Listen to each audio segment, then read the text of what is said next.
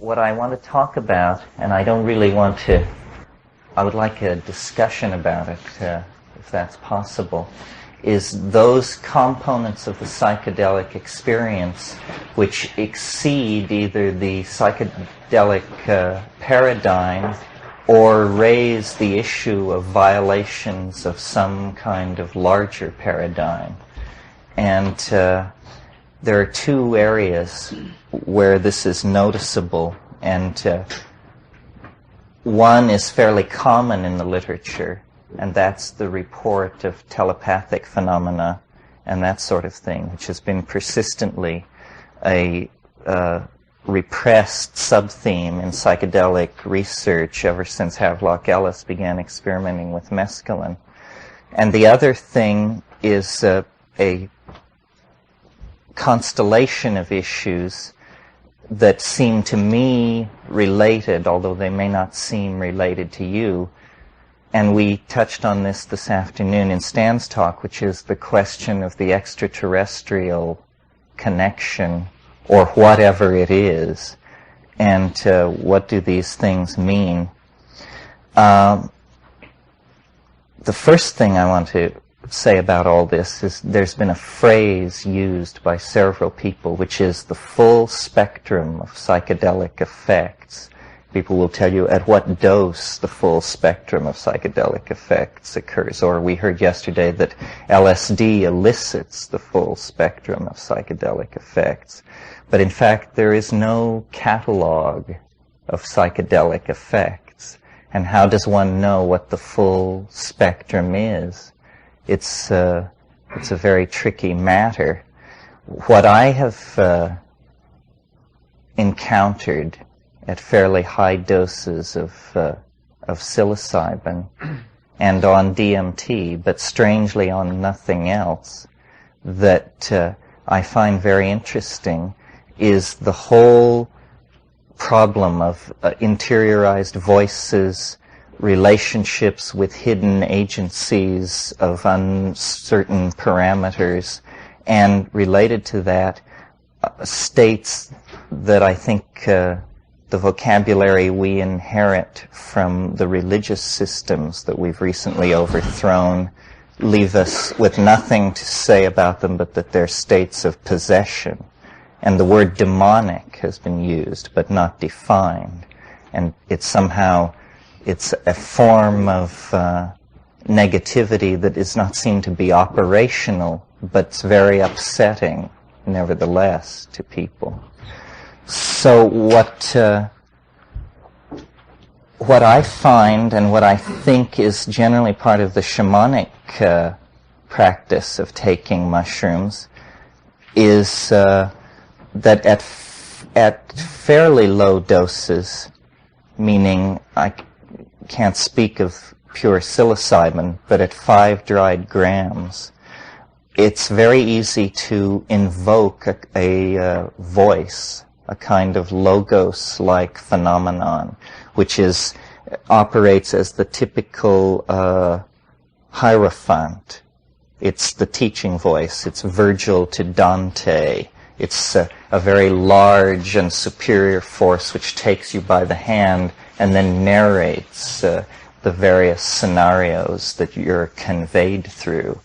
And the trick, of course, is the trick that's such a conundrum of the literature of involvement with demons and devils, which is the trick is to get something out of it and get away clean. And the way that works operationally when trysting with the mushroom voice is it's the challenge to get it to tell you something that you're sure you didn't know already, so that you can have some validation that you're not just talking to the back of your head. And though this sounds trivial at first, as you move into the dialogue with the other, it becomes apparent that it's going to be elusive. Mercurial is a word that suggests itself. Now, another aspect of the psilocybin intoxication, which may or may not be related to this, and that I have sort of, I guess, insisted upon more than anybody else, is that it triggers phenomena having to do with the language centers. Henry Munn, in a book called Hallucinogens and Shamanism, edited by Michael Harner, talks about this. And I went to some lengths to talk to him about it. And I found out that though he agreed with my opinions on the subject, he didn't hold them nearly as strongly as I did. That for him it had been a fairly elusive and upsetting phenomenon. But this is a form of glossolalia that I really am convinced is an affect of tryptamines that is a psychedelic affect that I don't believe it happens with anything else. At least it doesn't happen in my experience with anything else, and the literature doesn't mention anything like this. It does not happen with ayahuasca, even though chemically you would think ayahuasca would have the same properties as the other tryptamine hallucinogens. And so I want to describe a typical encounter with this phenomenon because a client has had this experience over a dozen times, and it's almost always unvarying. The problem is the client happens to be myself. So getting independent confirmation that this could happen to someone else has not been very easy. Nevertheless, I operate under the faith that there's nothing unique about me, and that anything I could experience is a generally accessible human phenomenon. I mean, I think it would be preposterous to operate under any other kind of assumption. In giving DMT to people casually over a number of years, only 4 people have reported the kind of phenomenon that I'm interested in. And of course, every single one of them had been primed by me. Nevertheless, the experience is of such an ontologically different modality that it's difficult to see how you could cue it to somebody. They would have to have it. And what it involves is a transformation of language into something which is no longer sound decoded by brain through the consultation of a culturally validated dictionary, but instead it becomes sound which is beheld and meaning which is beheld. And this idea of a visible language, when it first came to me, or when I first realized that that was the phrase I was going to have to use to describe what was happening, I had never heard or imagined of such a thing. But then I went back into the literature and I discovered that, as usual, the Greeks got there first, or at least in this case, the Jewish Greeks, or the Greek Jews, because in Philo-Judaeus, who was a contemporary of Christ, there's a discussion of what he calls the more perfect logos. And he says the more perfect logos will be apprehended through seeing, not through hearing. And yet it will cross from being heard to being seen without ever going through a noticeable moment when it shifts from one modality to the other. And this seems to be what is happening in the DMT flash when you smoke the freebase, not the hydrochloride, but when you smoke the freebase, you have this spontaneous experience of generating what you identify first as a thought and then as a sound, but which eventually becomes some kind of synesthetic linguistic modality for which we don't have words yet. Telepathy I always conceived of as looking into your own mind and hearing what someone else was thinking. But the notion that telepathy might be someone speaking and producing a three-dimensional object in the air that could be rotated and mutually be held by the speaker and the listener had never occurred to me. But experiment with the DMT showed that this extraordinary kind of state is actually potentially triggerable again and again. And it is, it's almost as though there is a sensorium of the world, which in order to be reconstructed in the interior horizon of transcendence that is the being of a given individual, the sensorium has to be arbitrarily broken down into its perceptual components of sound, sight, odor, tactility, etc. And normally, as it enters the human organism, these categories, which are arbitrary but as old as the human body itself, are maintained. But they need not necessarily be maintained. The incoming sensory data can be recombined in such a way that no trace of the portal of entry is left upon it. And in that case, you get this freely evolving topology of light and sound that is translinguistic. It has a grammar of form, if you will, so that it is not shorn of meaning. It is simply shorn of the kind of particularized meaning that logical necessity imposes on language. Instead, it has an emotional richness, a kind of poetic depth that is not like ordinary language at all, and in fact causes one to think of discussions of primary poetic languages, such as the one that goes on in The White Goddess by Robert Graves, where he wants to suggest that there is a proto-language, an Ursprach, that transcends conventionalized dictionaries, a language which to hear it is to understand it.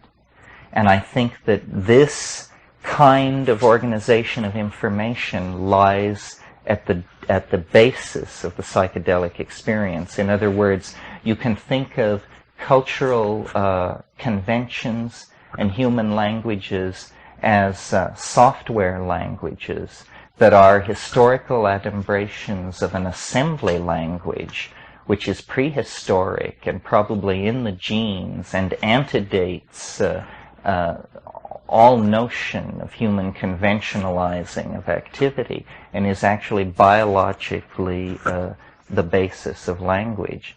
As I said in the opening remarks, that if you want to see the thumbprint of God in the world, it seems to me the phenomenon of human language is where you look. I mean, human language is a psychic ability. I can make thoughts in your head by simply uttering certain small mouth noises. And the degree of fineness of the images that I can produce in your head and you in mine through the use of small mouth noises is something which we're still exploring. I think that, it's well known that the human animal has not appreciably evolved in 50 or 60,000 years, possibly much longer. Once culture was established, the soma of the human species was relatively stabilized. Then change was no longer genetic. It became epigenetic. And you get, just as the stability sets in the animal form, you begin to get this fantastic proliferation of epigenetic change in the form of the evolution of culture, languages, alphabets. It all seems to be related somehow to the encoding of information.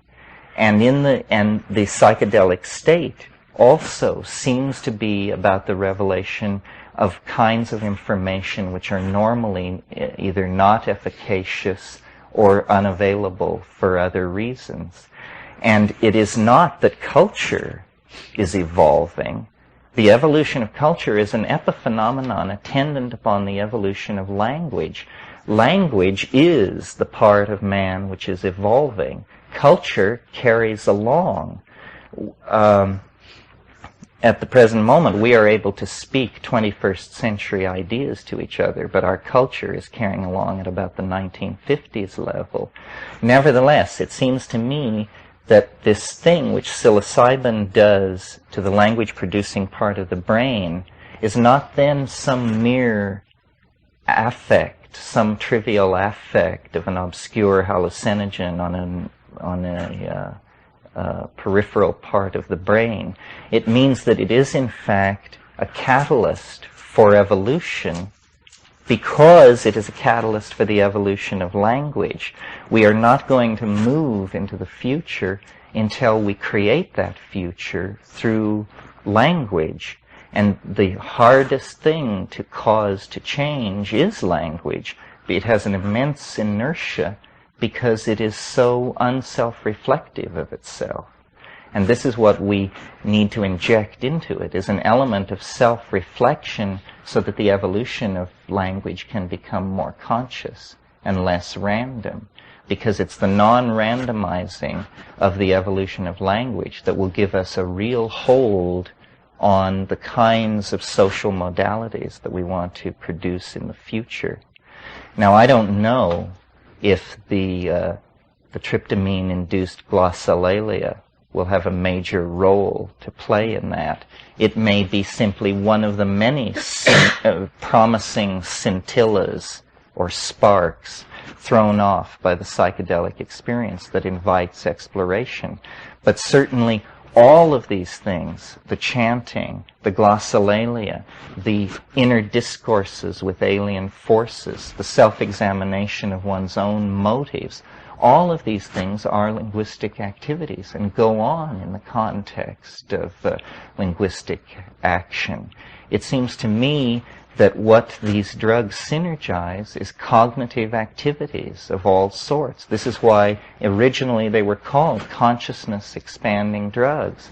And this synergy of cognitive activity has to be taken very, very seriously because it's having a massive effect on our society. As individuals, we tend to concentrate on the 6 to 12 hours following the ingestion of a given drug. But the real impact is a societal impact that is spread out over decades. And I don't think that there's any question at all but what the best part of the social program of the LSD reformers of the 60s has been enacted in large measure. It's simply that it's at a profane level, not pleasing to the purist. But I believe that people have deeper and subtler senses of humor. I think people have more refined aesthetic sensitivity. I think people have a greater sensitivity to the mysteries of human interaction simply because so much LSD was taken in the 60s. And these are permanent changes that will not be wiped out. Our language is largely in the place where it was left by about 1969.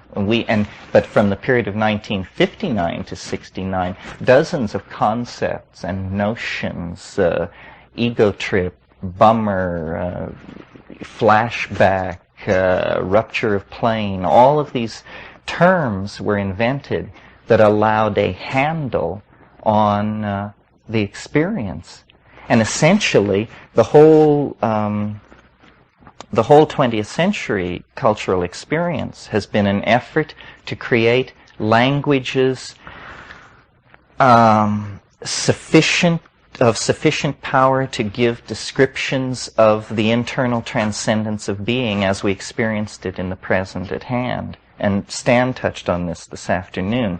The Freudian interest in the repression of desire and the placement of the critical period in childhood, in other words, out of the present, but still within the context of the life of the experient.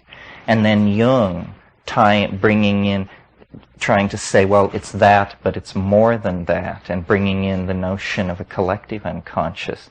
But it isn't that these guys were describing the unconscious or limiting or delineating the unconscious. It was that they were going through linguistic forms of metamorphosis in an attempt to describe what was a black box, which essentially I think still eludes them, because though the Jungian model was fairly satisfying, I think, by, we'll say, the middle 40s, it was just at that time that then these psychedelic agents began coming on, and what they show is that if we keep the Freudian term, the unconscious, then huge portions of the unconscious seem to have very little to do with human beings, individually or collectively, and that large portions of the unconscious present themselves more like a topological manifold.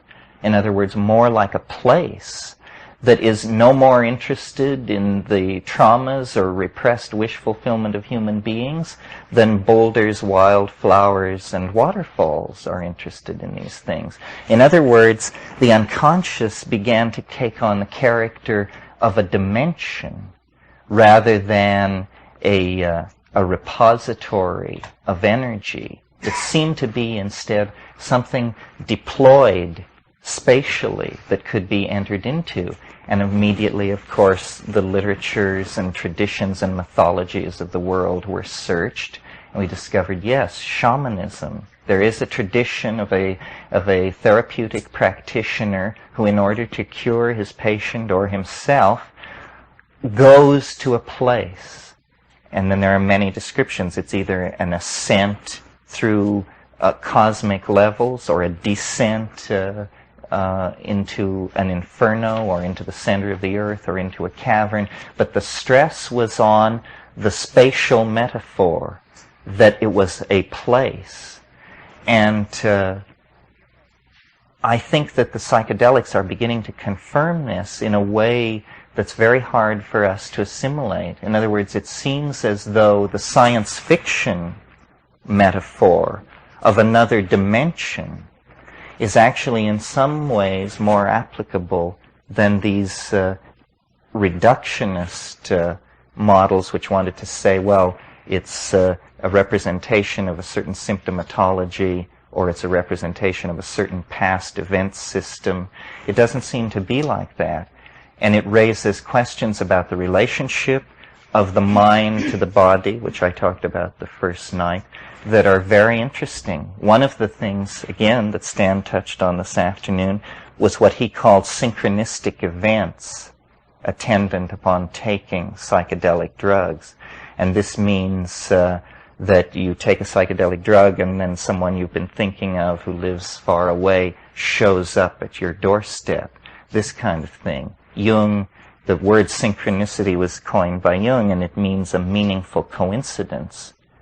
But I think it was P.D. Bridgman who said that a coincidence is what you have left over when you apply a bad theory. And there can be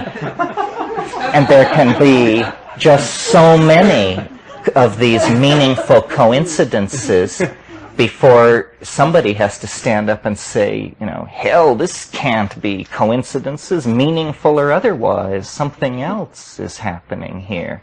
And on psilocybin, and I think it's, based on anecdotal material, but I think it's generally true of other psychedelics in varying degrees, the synchronistic component is more like a poltergeist phenomenon. It's as though there are small eddies of autonomous psychic energy that disturb the periphery of awareness. It's the rats in the wall phenomenon. The scratchings, the rustlings, fire flarings need to be studied. The phenomenon of people lying on floors silent for hours and then sitting up at the very moment that the fire flares, the window blows open, the baby cries, almost as though there are waves of compression of coincidence, connectedness. What is it? I'm not sure. Coincidence control. Something like that, that move through a modality. So all of these things suggest that actually we don't know what we're doing with psychedelics. That because things that you put into your mouth that are not foods must necessarily be medicines, we have assigned these things to our doctors to explain to us.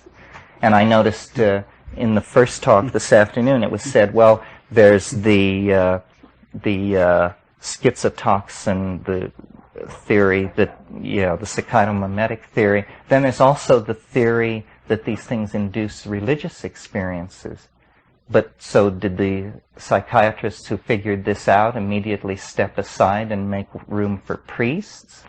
Or what was the conclusion of that model of how it should be done? So I don't think they are, I think it's odd that our reaction to them was to immediately say, well, if you're dying of cancer, we'll give it to you. If you're seriously neurotic, you can be put on the waiting list. Everybody else hit the streets if you're interested. There is this notion, that what we all experience is mental health, and certainly doesn't require any drug intervention because it, in fact, is normality. But Jung and others have had, the idea of an open-ended process, that there is an unlimited potential for understanding and for coming to terms with being in the world and for opening up to other people. And I think that it would be very interesting to take the approach that these things should be restricted to people of proven exceptional ability. That going along with winning the Nobel Prize was your license to possess and take psychedelics and to hand them out to your friends. It's interesting that when this was all being hashed out at the very beginning, it was Aldous Huxley's notion that this is how it should be done. He said, engineers, artists, diplomats, administrators, people must be exposed to these things.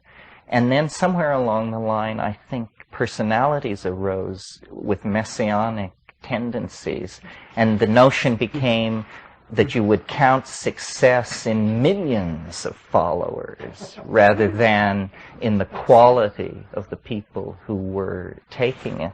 And that proved, a sad thing, because the society in which that conception arose had a demographic bulge in the 12 to 30-year-old group, and it just all ended rather badly. So, as I said at the beginning, there's no conclusion about all of this stuff. It is the frontier. There is a very large frontier. We're very fond of the notion of an ever-expanding sphere of understanding. But has anyone stopped to notice that if you have an ever-expanding sphere of understanding, necessarily the surface volume of the frontier of the unknown becomes larger and larger. So, it's like building a bonfire bigger and bigger to convince yourself that there's an awful lot of darkness. So I think,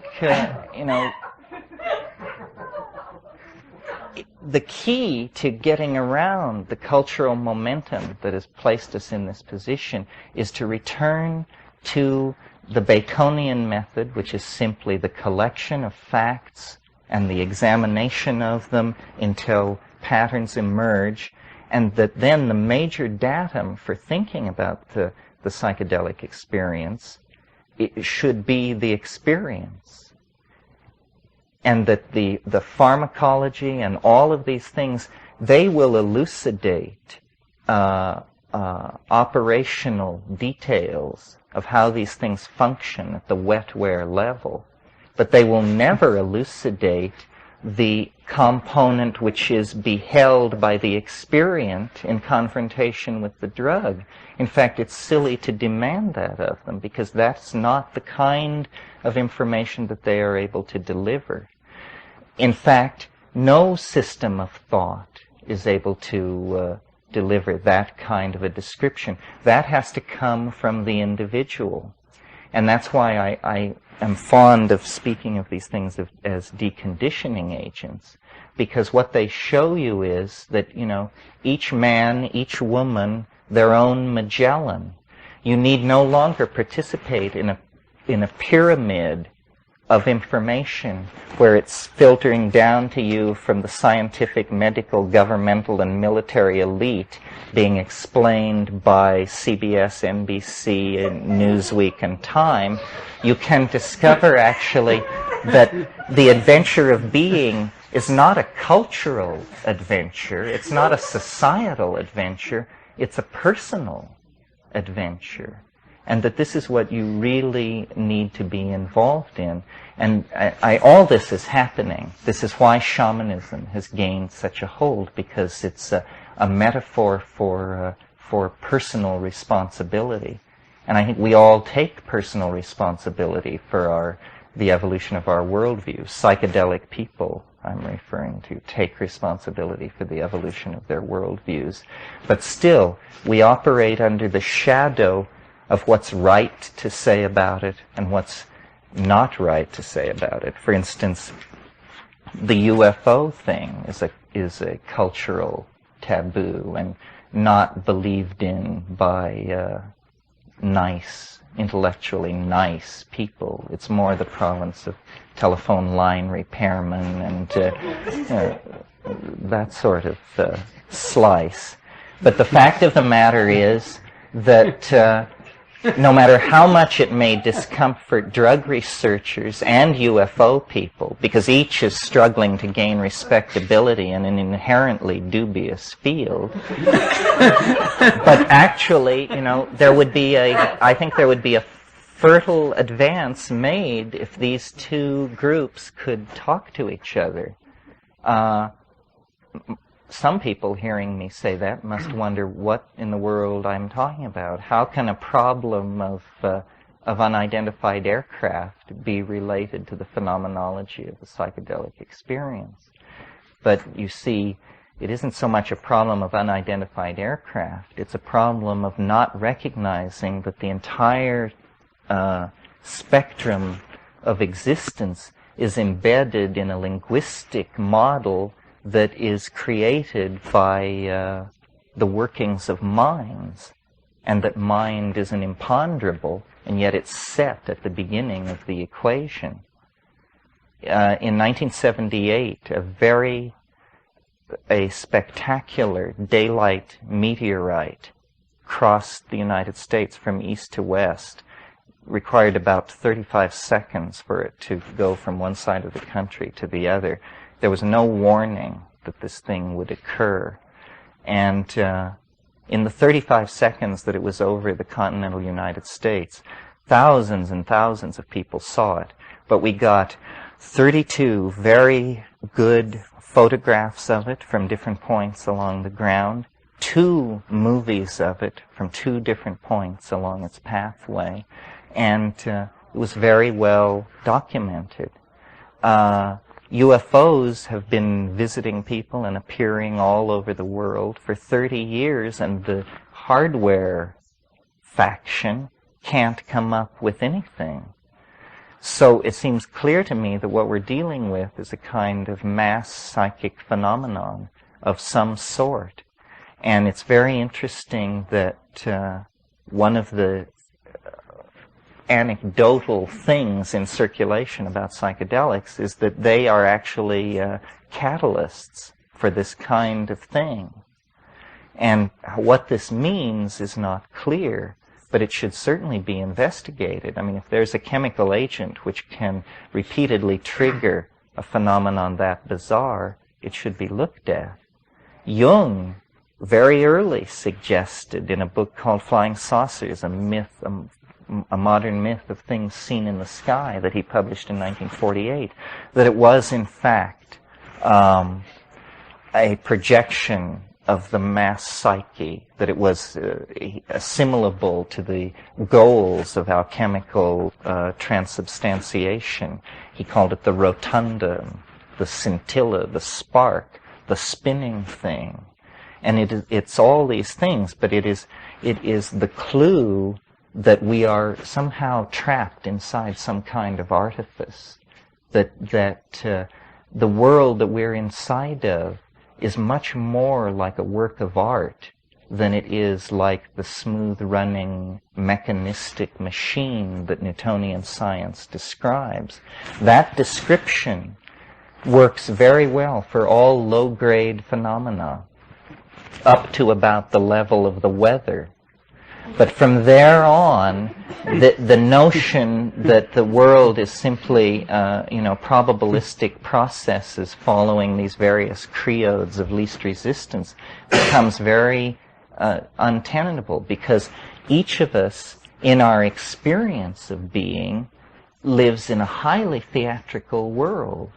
And what I mean by that is that you can see a woman at a great distance from you, in class, in opportunity, all of these things, and you fall in love with this woman, and it's hopeless. But of course, as we all know, it's also inevitable. And that inevitability totally violates physics, because it really is hopeless. How is it then that each of our lives is a work of art, of unbelievable chance encounters, coincidences, and wishes projected onto the world but never spoken and strangely fulfilled in the oddest ways?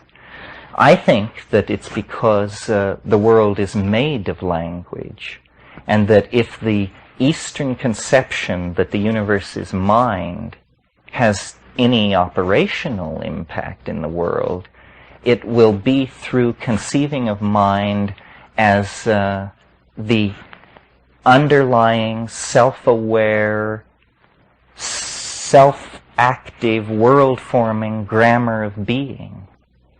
So that what Freud called the superego, what I call the overmind, there have been different ways of talking about it, has to be seen not as a passive homeostatic controlling device, but actually as the most intelligent organization on this planet.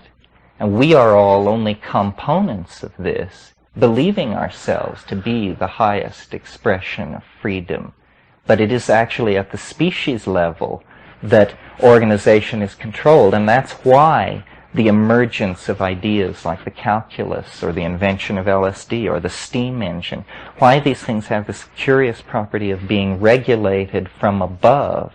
It's because the world is not nearly as chaotic and random as we suppose. We are actually trapped inside a giant organism, and it is not Gaia. That's a much larger organism. We are trapped inside a large organism, which is the human collectivity.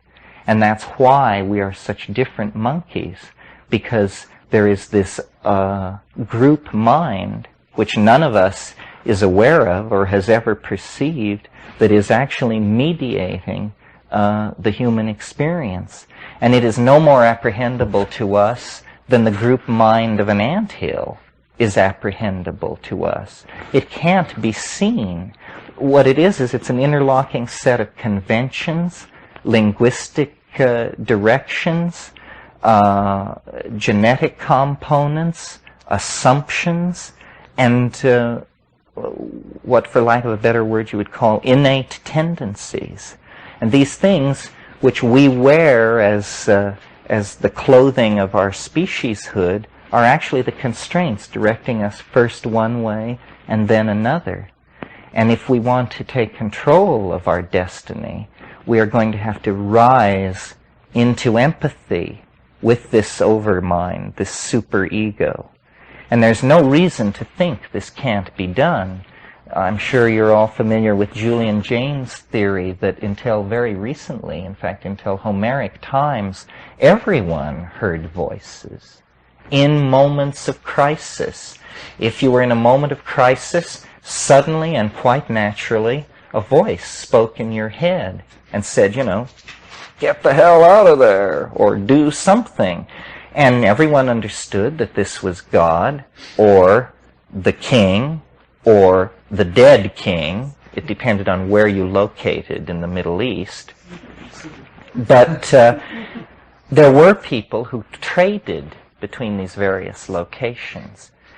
And the first cynics is what they were, because they noticed that over at Ur, God spoke to everybody. But down at Nineveh, it was the dead king who everybody heard in their head. And this logical discrepancy cast doubt, and they became the first people to not hear the voice, but to assimilate it. And this is what we call the ego. It is what we experience as the self. Something which 2,000 years ago was a god, which only intervened in human affairs to save lives and give heavy advice, has become for each of us the central focus through which we mediate our sensorium and project models of the world. So it is not, we are far more plastic than we realize.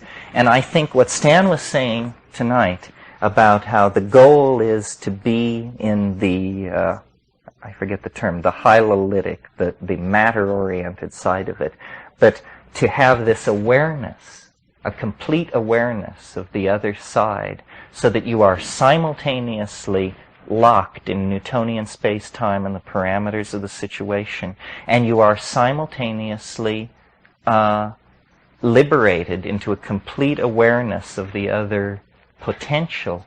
And the way I recognize that state, and this may be idiosyncratic, but I can tell I'm in that state when, no matter what I'm doing and no matter where I go, I can see the earth hanging in space by simply referencing that image and discovering it present in my head in a way that is not like a thought or something artificially induced. It's a real modality that is present and accessible. And I think that means, that you have enough of yourself committed to the overmind that you're operating in the light of it.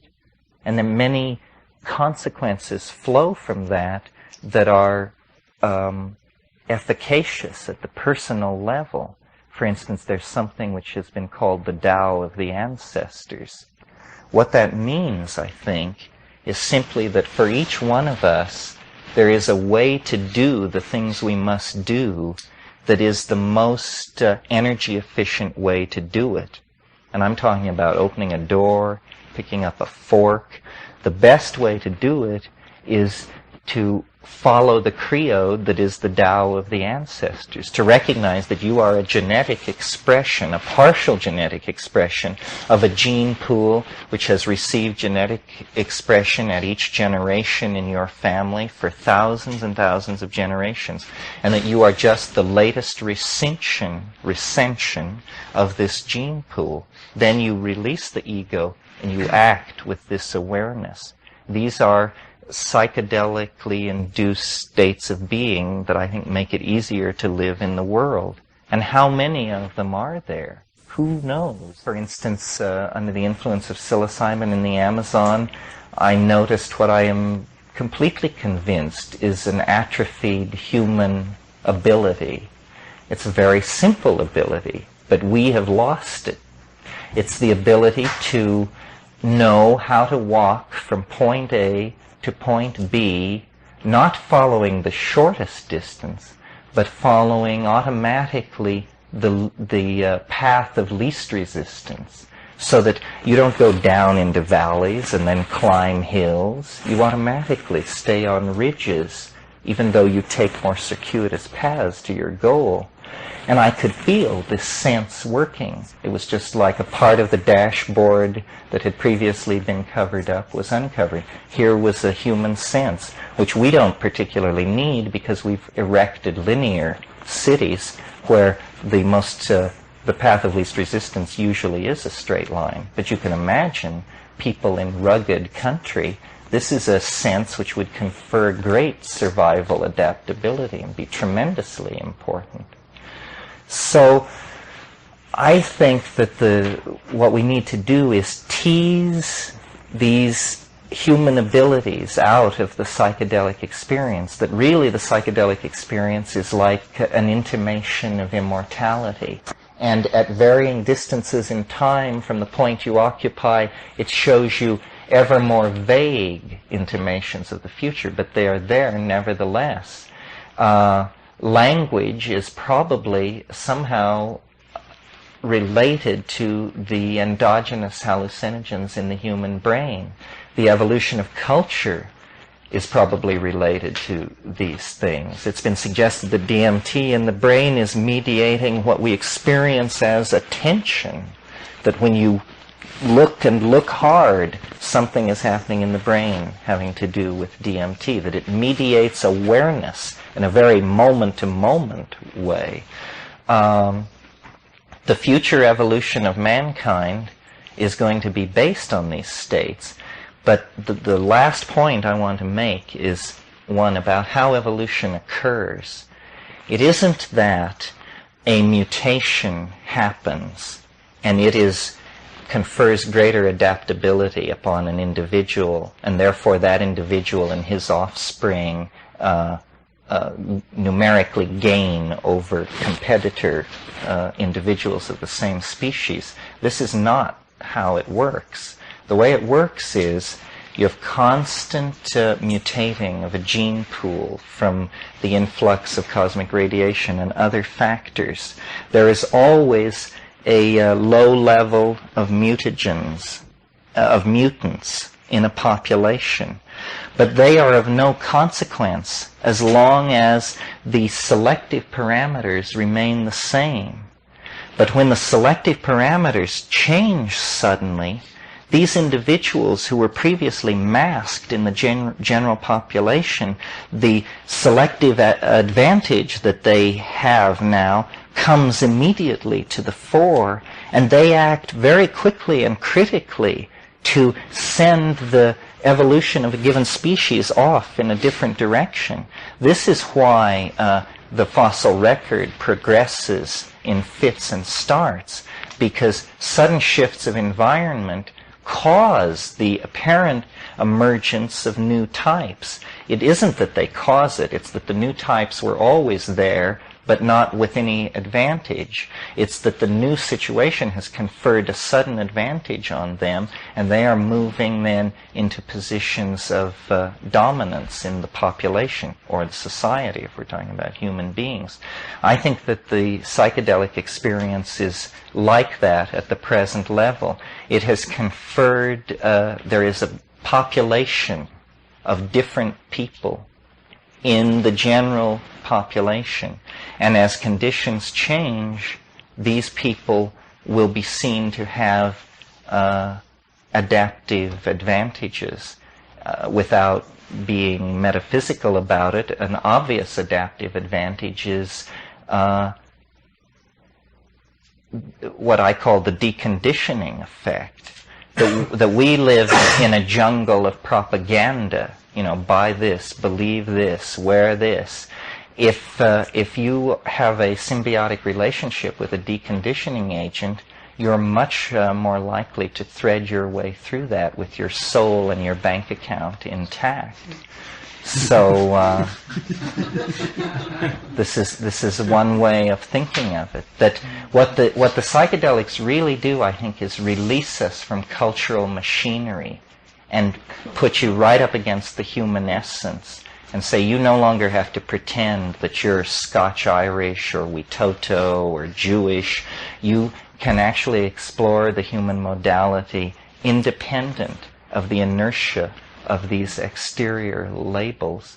And so it places responsibility, it raises questions of validity, existential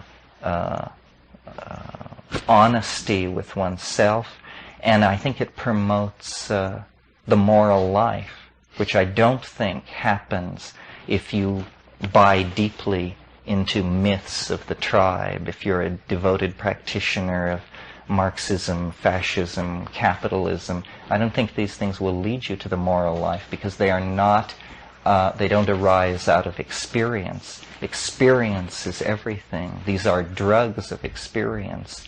It's very important to take the moment seriously, reincarnation and all these things aside.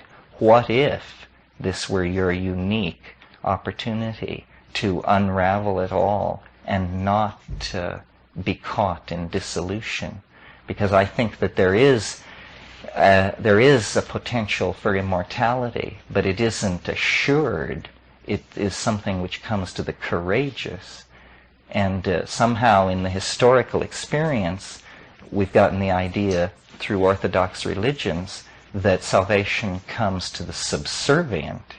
And this is totally wrong. It is more like the Greek ideal of the hero, that if you are heroic enough, once you're dead, you'll be a god. And I think this is what these things summon us all to. And the thing to look at are the things which don't fit any paradigm, the anomalies, the paranormal things, the self-transforming elf machines, the UFOs, all of these things. What? You didn't tell the story, the UFO story. Oh, which UFO story? Not at all.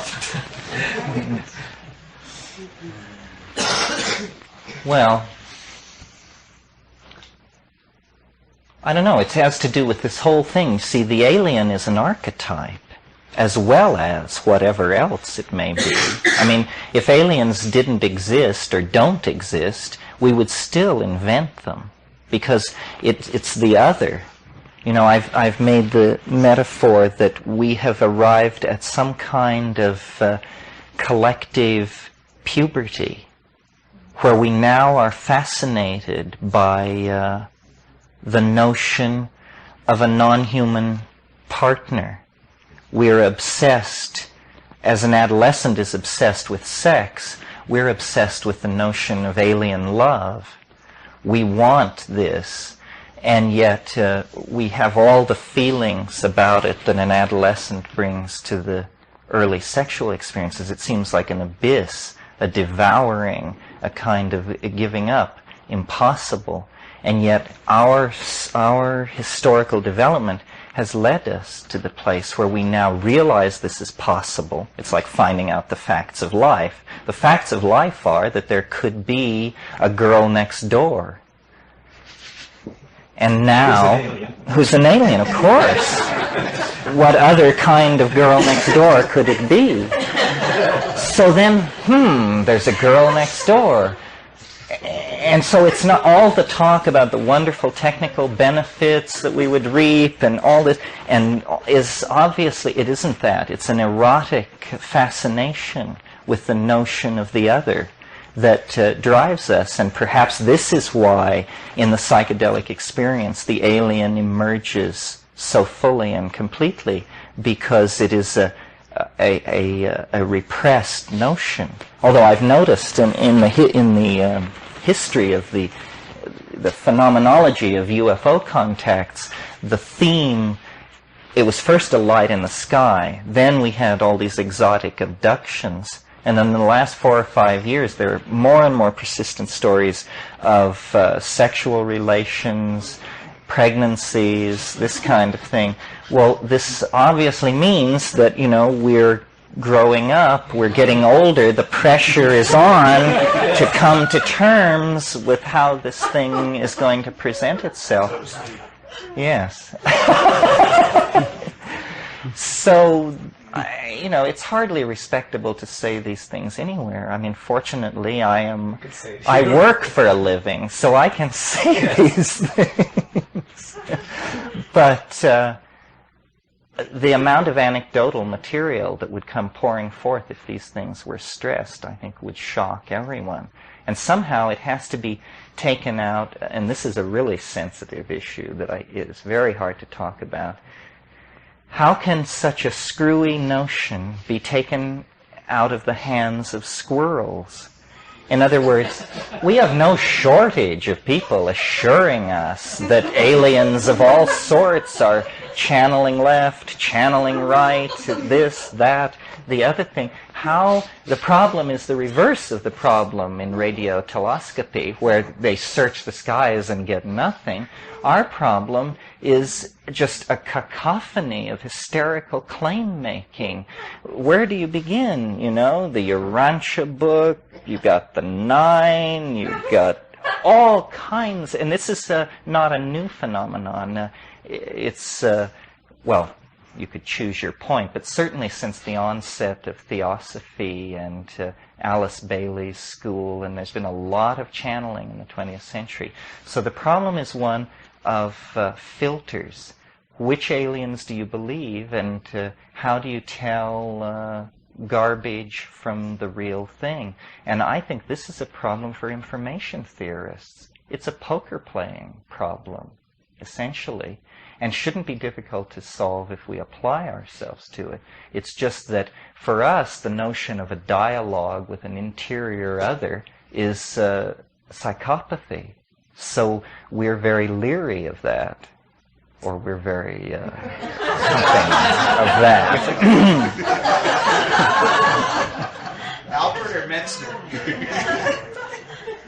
Anyway, I noticed that Sasha, when he described the phenomenology of psilocybin, didn't say a thing about self-transforming elf machines or whispered messages from gods and demons. He did mention demons. So you're free to believe that this is the raving of an unhinged mind, but, you know, being a Jeremiah figure is a great tradition, and they usually have the last laugh. Are there any questions? That's the story.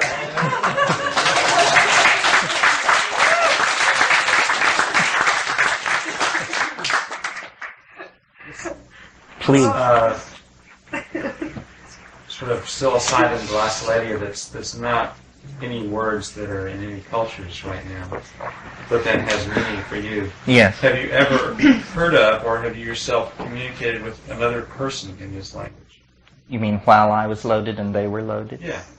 Yes. It's. And both of you have had this experience of shared meaning? Yes, but see, it's how can we check since English won't flow back and forth? No, I take your word. If you both experienced shared meaning and confirmed it, that's about as far as you could go. I think so. But when I listen to recordings of this glossolalia down, it makes me very uncomfortable, and I wonder what could possibly be the matter with me that I place so much emphasis on this. And I've noticed, you know, it'll clear most rooms in a hurry. I mean, it's all, people are with it, you know, and they say, oh, it's far out, and all this stuff. And then you play it, and they say, well, you know, I've got to go do something. I mean, they draw back. It seems too quirky, too quirky. So it's like you do some and they do some back and forth, except it's totally unintelligible to the English ear. Yeah, it's totally unintelligible to the English ear. What it sounds like when I listen to it down is it sounds like a language, a human language, very, very far removed from English. Well, what you're talking about really could be the language before we tried to build the Tower of Babel. We all shared the same language, then it got split up because we were the or Ursprach. something. This is the term for that. Ursprach, the first language. Yes, it may. That's what I mean by an assembly language. But the things that happen on psychedelics with language just defy rational apprehension. I mean, for instance, there's a Celtic saying that poetry is made at the edge of running water. And I've noticed on psilocybin at times that as you approach running water, like a river or a waterfall, you know, you begin to think in rhyme. It's sprung verse. And it seems preposterous. And you say, you know, this is too crazy to mention to anyone. And you're right. But nevertheless, it's happening, you know. I mean, and as you leave the river, thought becomes perfectly normal. And and people say, well, white noise is doing this. that's an explanation. And or you look at historical phenomena. Muhammad, it turns out, spoke in verse, and it was considered a sign of election. Glossolalia with shaman is not that rare. Spirit voices. I mean, it happens without drugs all the time. Yes, although I don't know if you know this book by Sylvia Goodman called Speaking in Tongues, which is, as far as I know, the major work in English.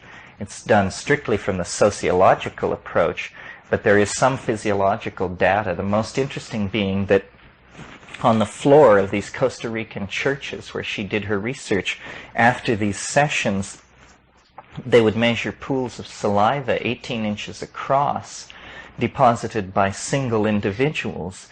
Also, what was going on was there was a lot of hyped up, hallelujah type stuff, and then someone would fall into the glossolalia and utter a burst of it, and then be almost like a post-epileptic situation, and they would turn to the people around them and say, "Did I do it? Did I really speak in tongues?"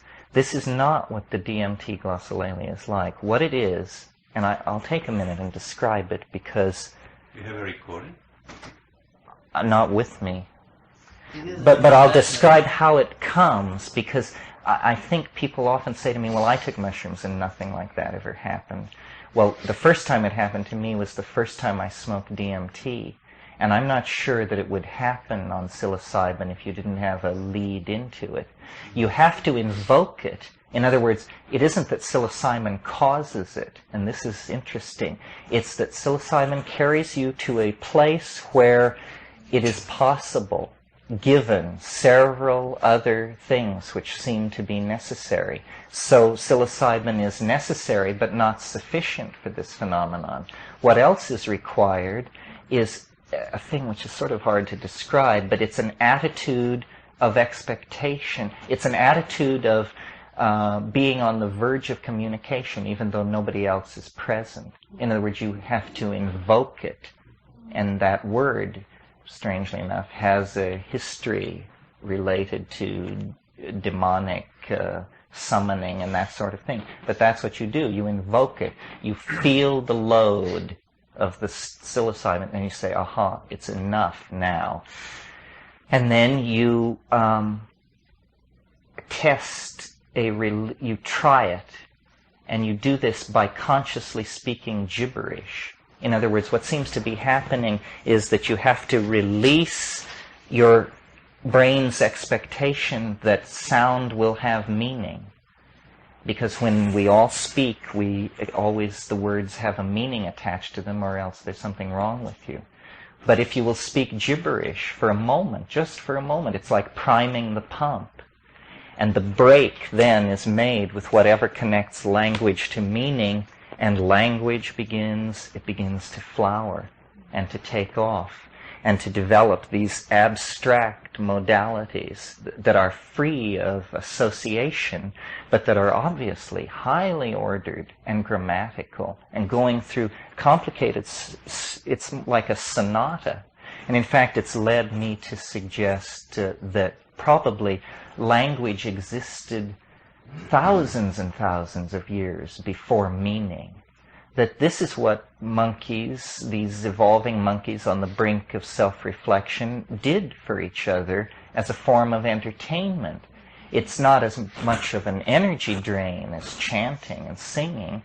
You just carry it on at a conversational level, but it's word music that very, very fine nuances of the stuff it's manipulating, which is not meaning, but whatever it is, this topological manifold, very fine nuances can be imparted to it by these small mouth noises.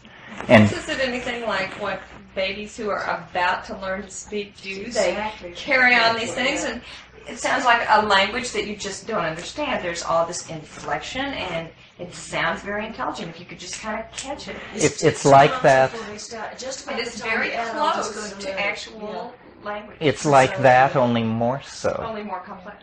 Like one of the things that seems to be going on is there seems to be more phonemes than are actually in any human language. I mean, isn't it that there are 52 phonemes and no language known has more than 41 or something like that?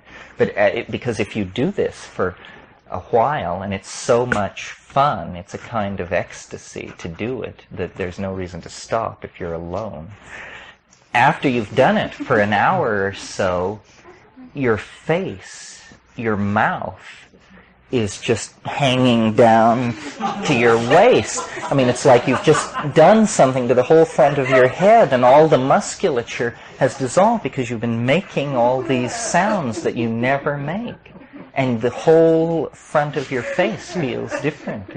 So every language has a set of coded mouth positions which are expected and easily facilitated through use. It's easier if there's somebody else there to hear it. No, there's rarely somebody there to hear it when I do it. Well, but I sometimes wish. Is it easier? In other words, because I got the impression that there was something about the attention, the listening of somebody else that facilitated the channeling through. Oh, I don't know. I mean, for instance, I'm very shy about it. I feel like it's a very personal thing to do, so that it's hard for me to do it in the presence of other people. But this is just perhaps my personality or my association I with it. think you're a better speaker in English since having these experiences. Yes, well, this is There's something. more fluidity that there are, you have developed, your face and your expression. And Well, here's what I think it is. And Henry Munn made this point in his article. And I said earlier, that what we need is the evolution of language, and it's all about the evolution of language. Yes, it's a continuum. And as I guess it was here or it was somewhere recently, I said, it begins as clear thought. It moves into eloquence. It then becomes charismatic. At that point, if it goes any further, it will be called demonic possession, because it's happening too much. You're not supposed to be that compelling. You're not supposed to be that powerful a speaker. And if you stick with it past demonic possession, it becomes these objects. It actually crosses over and becomes the topological modality that I mentioned. Jill and I were talking in the baths the other night because she made her sounds down there, and I caught it at a certain angle visually, and I could see these things coming out of her mouth, which looked like blue smoke. And I've seen this before. It looks like heat waves off a highway. And perhaps it's nothing more than heated air that's been in the lungs, heated by the body, has a different refractive index than the exterior air. It's probably expelled in a series of waves. And so if you have the light just right, what you see is a displacement of light, a flickering in the vicinity of the mouth. But I think I've also, in a stone state, watched that condense into this more visible language. And it's as though, there are finer and finer levels of vibration. The whole notion of the word becoming flesh, which occurs in cosmogonic myths as diverse as the Judeo-Christian and the Australian Aborigine. It's always about a word. A word was uttered, and this word was somehow more than a word. It adumbrated through dimensions and caused the phenomenon of being. And this is the sort of thing that's happening. But to answer your question, yes, I think that I have verbal facility because I've taken so much of this drug. And maybe I had a tendency toward it at the beginning, being Irish and not given to hard work. But nevertheless, it definitely does this, and it does it temporarily. Like when you take psilocybin, if you actually try to do what we call raving, which is, a high-speed soliloquy, but the raving can just go anywhere and is if it's true that what we are creatures of information, then this is very interesting, that it synergizes this ability. Everything that we are doing is informational deployment. I mean, we take in raw materials and we excrete manufactured objects, which are essentially ideas. We take in air and we expel words. Everything we do is about stamping higher orders of information on unorganized lower forms of raw material. And it's moving out of us, moving out of our bodies, this technical engine that we have created of computers and scientific institutions and rapacious government agencies and commercial concerns.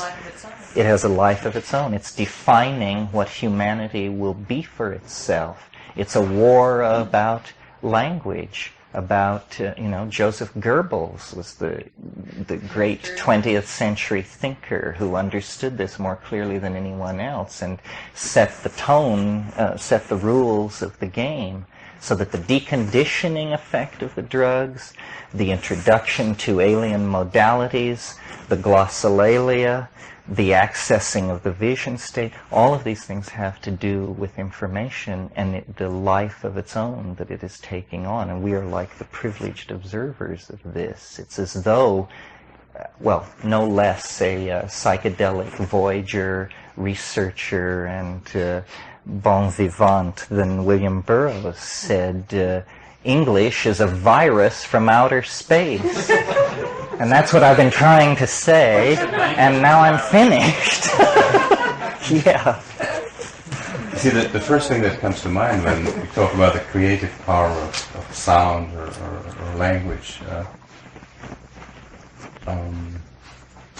for me, is the experience that I had with the holophonic sound, where you have a sense, that qualities in other senses are created through sound. Right. And I wonder what would happen if you record this holophonically, and then people listen to that. Now that's an idea. That's a very interesting idea. I heard a lot of things, where it transmits qualities of emotions, people in unusual states and so on. But there I came as close as I've ever been to understanding that there's something special about the creative power of sound. Of sound, yes, I think so. I always saw it as a metaphor, that what science has discovered about vibrations, and sort of when they talk about sound, they really mean vibrations, so not sound literally. Well, they talk too much about sound, I think, and not enough about language.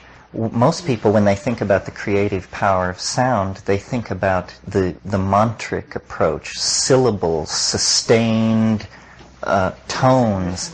And what I'm more interested in is the self-transforming power of grammar, that there is really something going on there. Yeah, but it's just the next stage. Right. Well, these things, it's all gradations. This is all of a piece somehow, and how the visual cortex and the voice relate to each other is not well understood. One thing I want to mention, I just thought of it, but because there may be experimentalists in the room.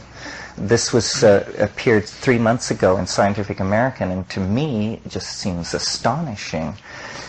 It is that anyone who can sustain 100 hertz hum, that's 100 cycle per second hum, can look at an electric fan, and if you can sustain this 100 cycle hum, you can slow the fan down, make it appear to stop, make it go backwards. You can do this to a phonograph record, you can do it to a spinning wheel. This is not stoned. This is simply using the voice.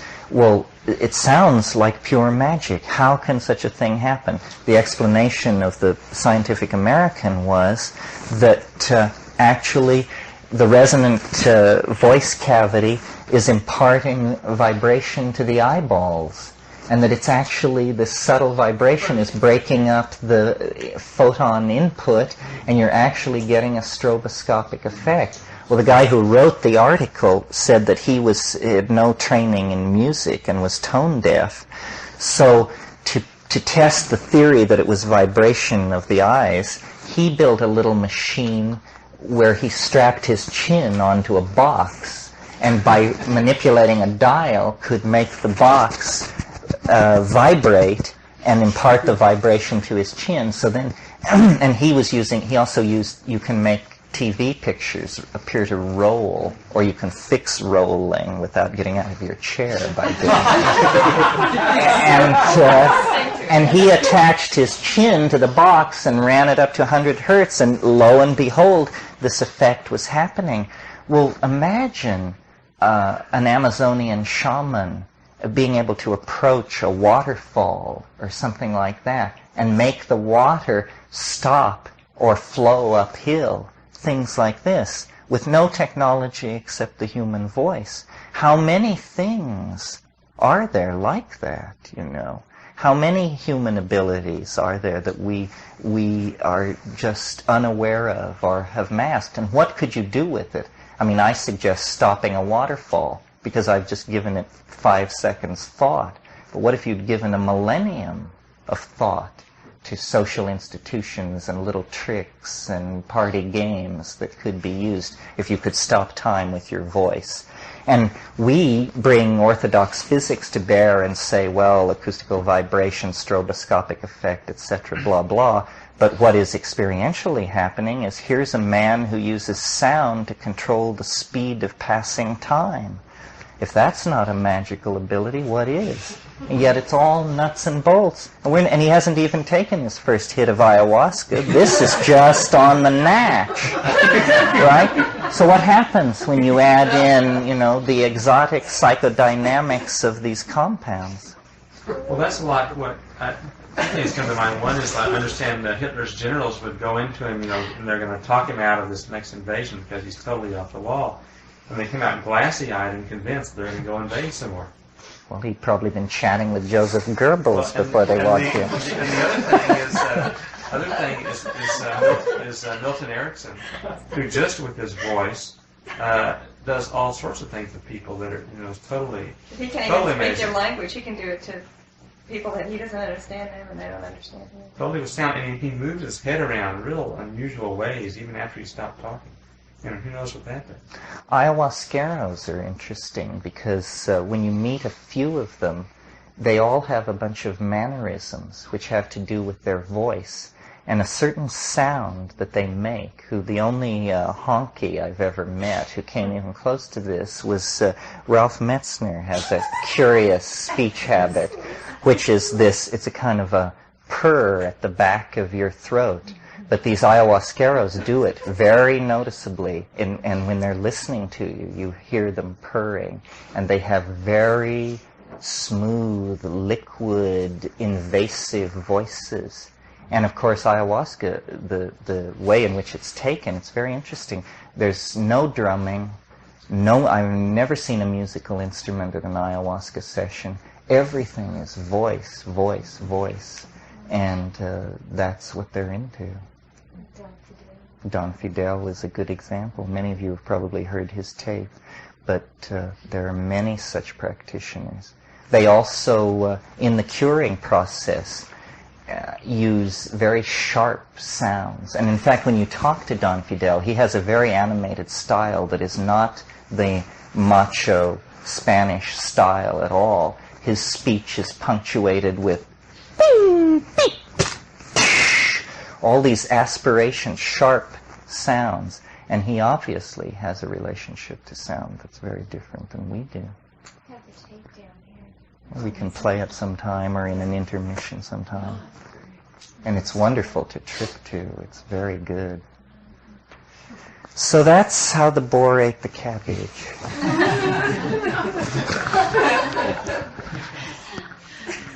Thank you very much. Thank you, Terry. Thank you. For your tolerance.